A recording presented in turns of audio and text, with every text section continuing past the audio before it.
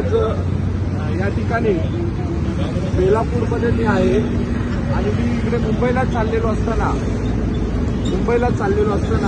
मला रस्त्यामध्ये 5 जणांचं एक कुटुंब रस्त्याने बायकिंग करत चाललेलं मला दिसलं आणि मग मी त्यांच्याशी चर्चा करत असताना मला कळलं की पिंपरी चिंचवड या ठिकाणी असणाऱ्या थेरगावमध्ये या दलित कुटुंबाला घरात घुसून मारहाण आणि त्यांचं पाणी तोडणे, त्यांच्या शौचालयाची तोडफोड वगैरे केलेली आहे, त्यांच्या राहत्या घराला नुकसान झालेलं आहे आणि ही मंडळी पोलीस स्टेशनमध्ये तक्रार दाखल करायला गेलेली असताना देखील त्यांची तक्रार त्या ठिकाणी नोंदवून घेण्यात आलेली नाही आहे। याचं कारण हे आहे की ते त्यांच्यावरती ज्यांनी हल्ला केलेला आहे ते गावगुंड आहेत, नामांकित गावगुंड आहेत असं त्यांचं म्हणणं आहे आणि ते या ठिकाणी सर्व मंडळी पोरं वगैरे ही सगळेजण मंत्रालयामध्ये मुख्यमंत्री साहेबांना भेटायला चाललेले आहेत की आमच्या वरती जो अन्याय झालेला आहे त्याला आम्हाला न्याय मिळवून द्या, ज्यांनी आमच्यावरती हल्ला केला त्यांच्यावरती कायदेशीर कारवाई करा, अशा प्रकारची मागणी घेऊन हे दलित समाजाचे महिला कुटुंब जे आहे ते त्या ठिकाणी चाललेलं आहे।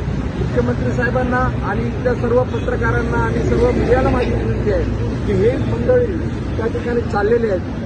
रिपब्लिकन पक्षाच्या वतीने आम्ही देखील मुख्यमंत्र्यांची भेट घेऊन या प्रकरणाचा तपास लागावा यासाठी प्रयत्न करणार आहोत। आपणही याच्यामध्ये लक्ष घालावं। एक दलित कुटुंबावरती जर अशा प्रकारचा अन्याय होत असेल तर हे महाराष्ट्राच्या मुख्यमंत्री जे आता नवनियुक्त मुख्यमंत्री आहेत त्यांना शोभणार नाही आहे। त्यामुळे मुख्यमंत्र्यांनी याच्यामध्ये जातीने लक्ष घालावं आणि या कुटुंबाला न्याय मिळवून द्यावा अशी मी आपणास विनंती करत आहे। मीडियाने देखील याच्या संदर्भामध्ये सगळीकडे बातम्या वगैरे देऊन या कुटुंबाला न्याय द्यावा, कारण महाराष्ट्रामध्ये गरीब कुटुंबाला न्याय मिळणं हे अत्यंत महत्वाचं आहे। जर धनदांडगे आहेत म्हणून त्यांच्यावरती कारवाई होणार नसेल तर हे अत्यंत चुकीचं आहे। या ठिकाणी असं आमचं म्हणणं आहे। जय भीम, जय भारत।